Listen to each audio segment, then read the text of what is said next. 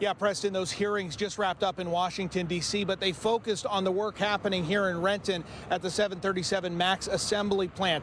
Today, we heard familiar promises from Boeing about fixing their culture and safety, and we heard skepticism from regulators and industry experts.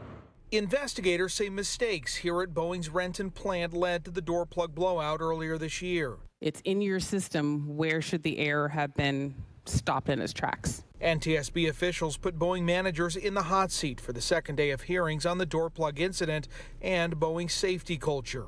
This should have been caught years ago. There have been numerous Boeing audits, FAA audits, compliance reviews, compliance actions, plans. Boeing officials said they've made progress on employees reporting quality and safety concerns. And it all comes down to employees feeling safe to report.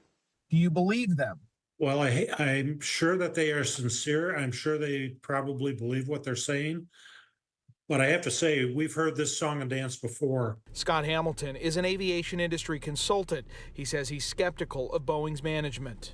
The buck stops with the CEO of the company. All of this was supposed to have been fixed after the 2018-19 crisis. And now here we are 5 years later, and it hasn't been fixed. CEO David Calhoun is stepping down after intense criticism for his handling of the MAX crashes and the door plug incident.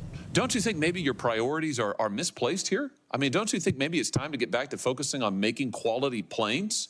The hearings revealed concerns about workers not understanding procedures on the assembly line and the oversight in place to prevent mistakes from making it out the door. They're not following their own safety protocols. I find that appalling. The NTSB said today that they want to do a worker survey here in Renton, and they hope the company will voluntarily cooperate with that. The new CEO, Kelly Ortberg, he takes over Boeing tomorrow morning. Reporting live in Renton, Jeremy Harris, KOMO News. Jeremy,